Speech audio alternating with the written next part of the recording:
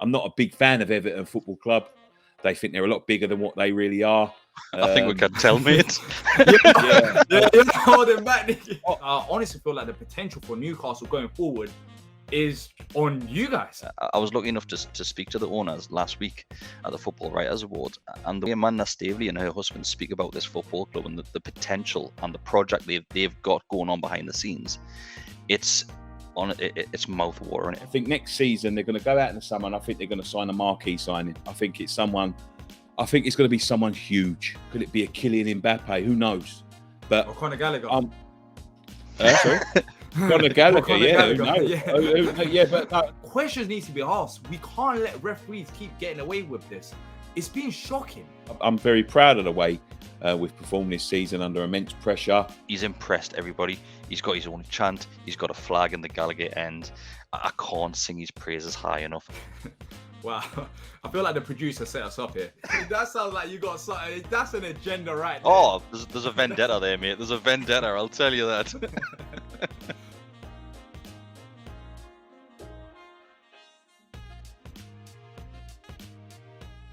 Welcome back to the Fan Zone, the Premier League talk show by the fans for the fans. In today's episode, I'm joined by very special guest, Nicky from West Ham Fan TV, Kris from Gallowgate Shots, and I'm D from Back of the Nest. And today's episode, let's get right into it and let's talk about the top of the table, not top of the table, but top half of the table, and in particular, the top four.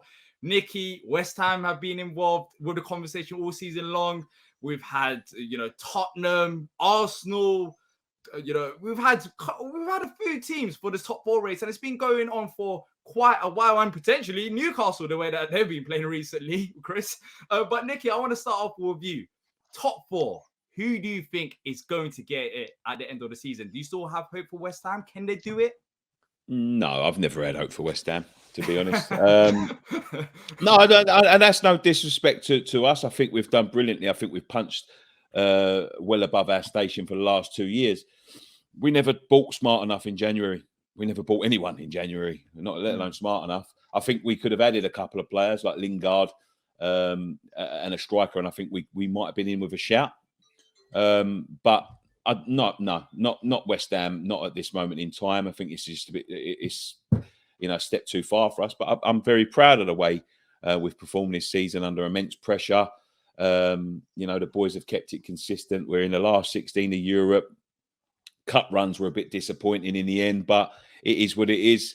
If we get Europe again, I'll be over the moon. But look, I say all this, but with what's going on at Chelsea, I won't go too much into it. You never know. There may be another door open there. There could be points deductions. They might not finish the season. You never know what might happen. So there could be another space there. I don't even think we'll get that, if I'm honest with you. But, I think Arsenal are a cert for it. I don't think Tottenham are good enough for it this season. Man United, they do pick up good points, even though they're playing poorly. We're in with a shout, but I think it's Arsenal's. As it is with Chelsea, where they are, unless there's a points deduction now, I don't think West Ham can get it.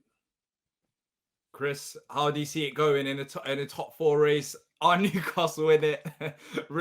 You went unbeaten for quite a while, but realistically, of course, Newcastle. I doubt you're going to say Newcastle, but realistically, is it between Arsenal and Manchester United? Because that's where I'm leaning towards. I feel like Arsenal edge it for me because of, if you look at the season as a whole, yes, they started off with a struggle, but when you're looking at, they don't have to play European football. We don't know with Manchester United, whether what's going to happen with them. So who do you think edges it for you? Tottenham?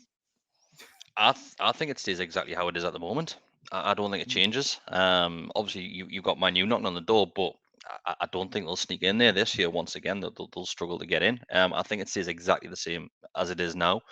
I think if you ask us this question a handful of weeks ago, and Brighton were challenging for that position, Brighton were right in the mix. Then since Newcastle went and signed Dan Burn, we've literally broke Brighton. God knows what's happened to them.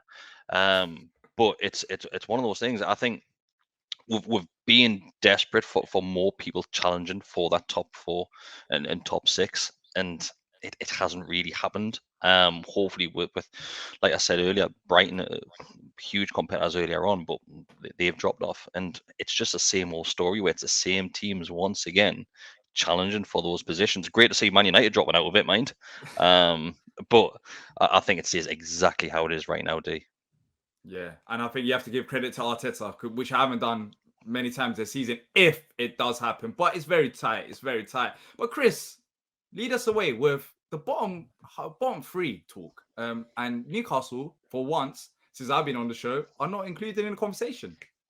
Yeah, who would have thought? Who would have thought Newcastle United would be clawing the way out of this relegation fight? And obviously we're focused on the top side of the table, and once again it seems like the bottom half of the table is where all the action is happening when it comes to relegation fights. And we've seen over the last few weeks where you've seen Leeds get dragged into it, and the big shock, Everton getting dragged in it.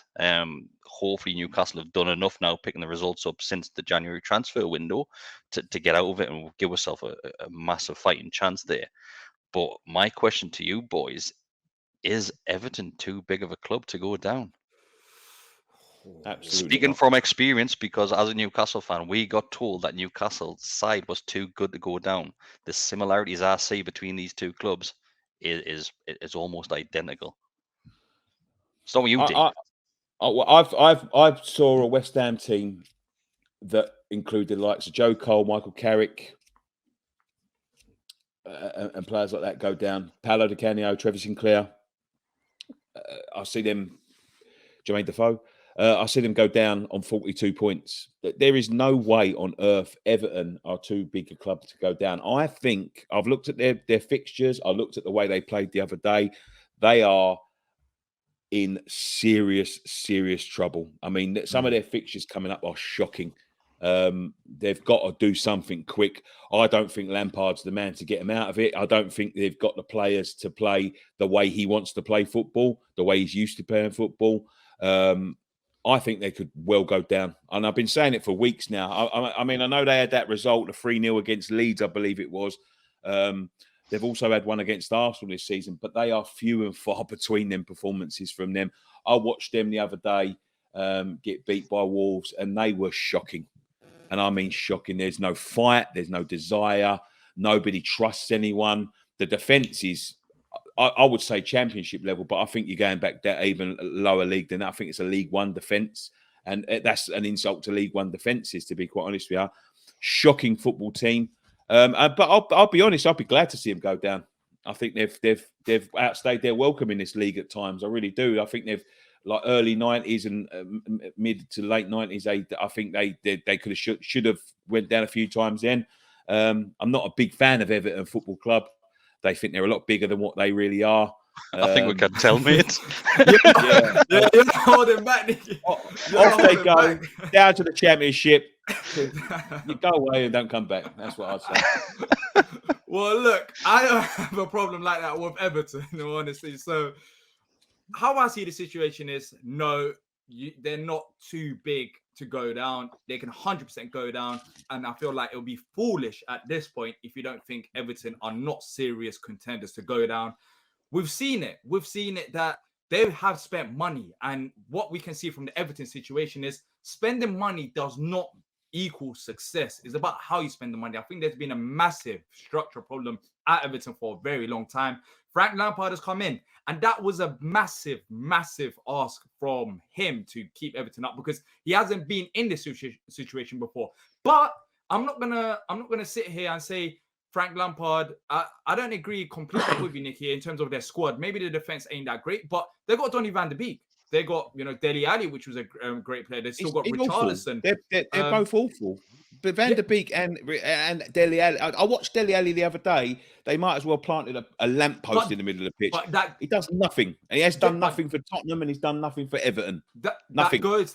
That goes down to Frank Lampard and him trying to get the best out of these players. You're in a relegation battle. You have to get Donny van de Beek's got talent. We can't say that he hasn't. He, even at Man United, maybe he didn't get opportunities, but they have got some talented players there. They can 100% stay up.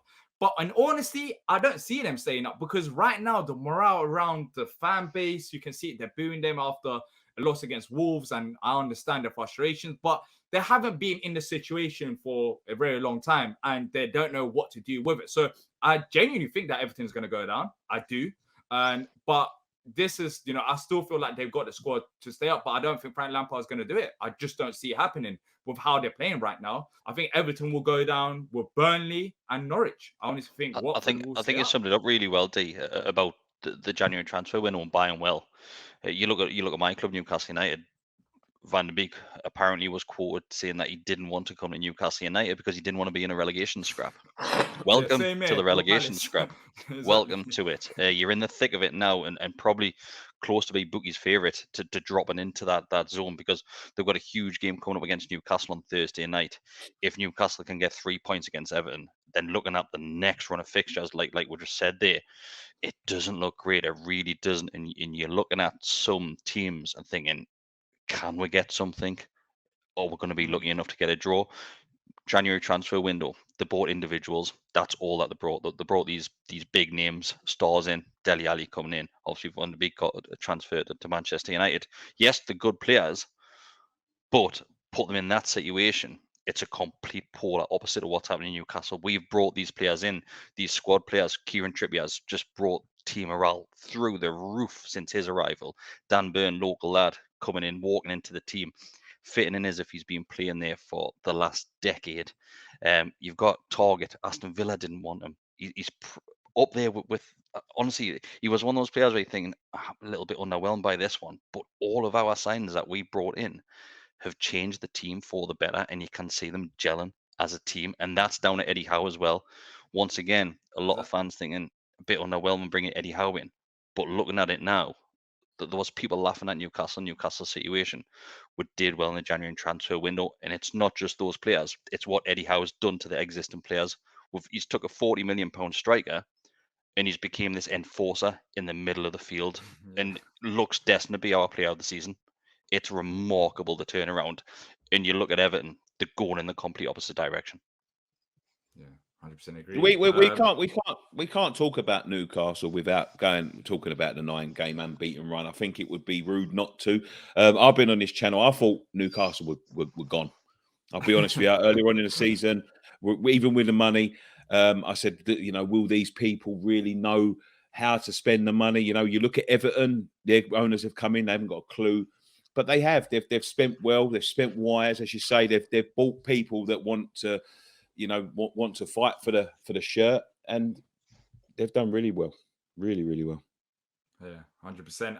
And when we're talking about Newcastle in terms of what they can do going forward, I honestly feel like you can't, for example, you can ask me about Palace and I can say briefly what we can achieve next season or what we want to achieve. And you can ask Nicky in terms of what West Ham want to achieve. But with Newcastle, I honestly don't think it's a straightforward answer because we haven't seen the potential that you guys have got yet.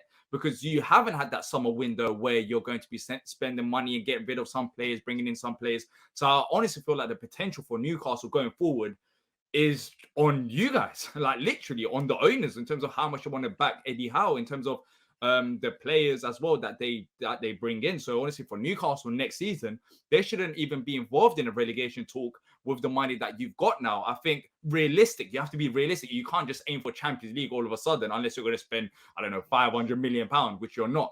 I think realistic steps need to be taken, but Newcastle next season should be aiming for top half if they do spend the money, which I think they will do. Chris, how far can Newcastle go next year? I'm when the takeover first went through, I think I was on here and a similar sort of question. What is the future going to be like for Newcastle United? And personally, I'm excited for the project. Of course, we're not thinking we're just going to go in and challenge for top 6, top 4 European football. It's not going to happen. Of course it's not. And if it does, it's going to be a pure sheer luck. Of course it is. That just can't happen.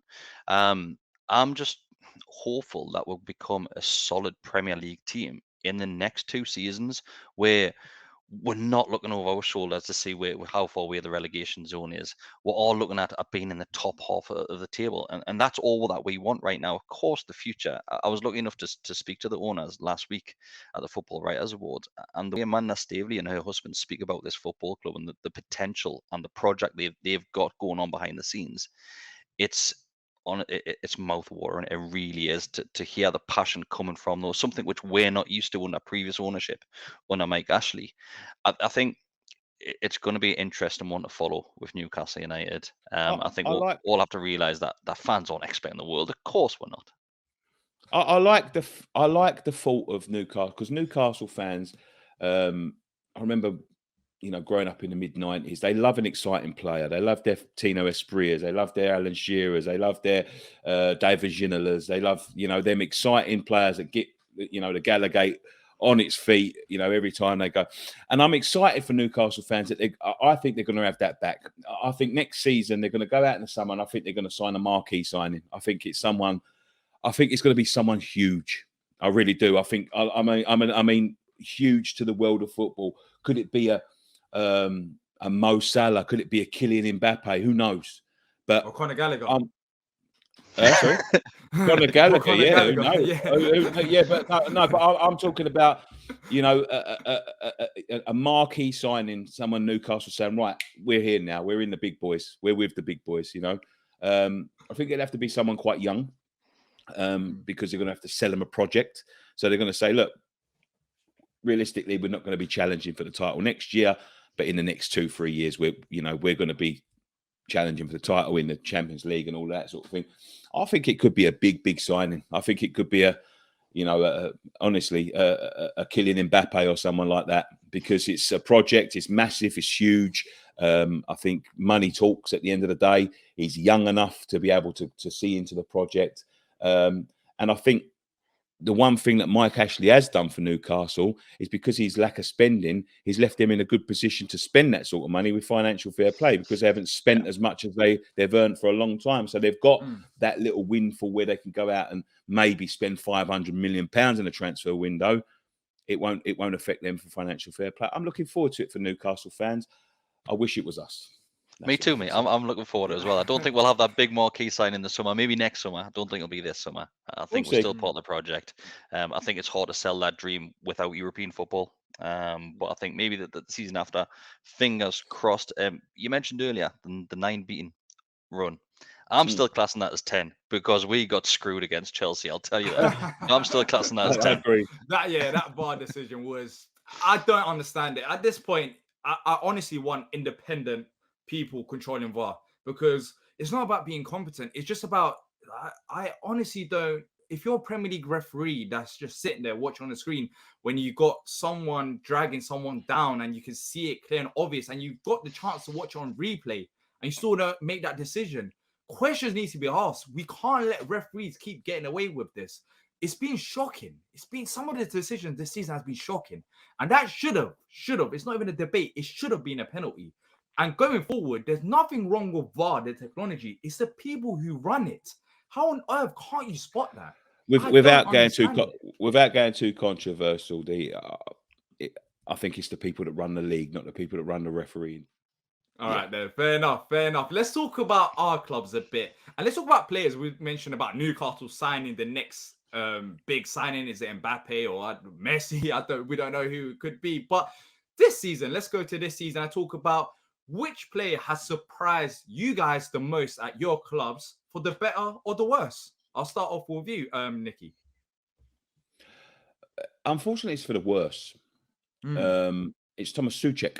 Thomas Souček was sublime for us last season. He was a pillar, but this season he just hasn't been there. It looks like a one-season wonder. I hope he can regain form.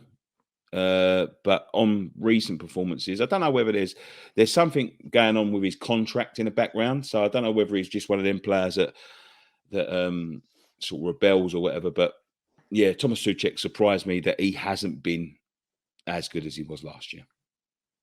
Kris, you guys have been struggling all season, long up until this 9-game unbeaten run. So you've had a long season. Surely there should be a player that has surprised you for the good reasons in terms of keeping you guys up recently.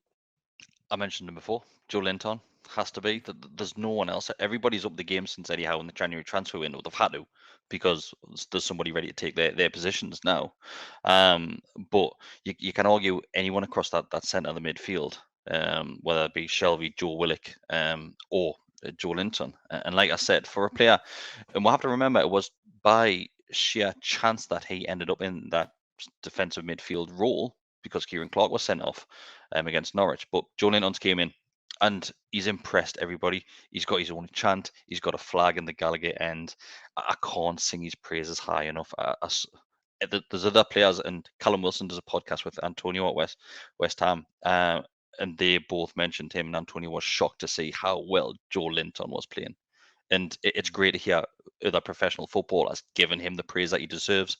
It wasn't too long ago there was pundits and reporters after the game basically throwing bad vibes at Joe Linton, saying that nobody knew you had this sort of performance in you, throwing him under the bus kind of thing. And it's great to see the turnaround, not just from Newcastle fans, but everybody watching him play his football as well. What about you, D?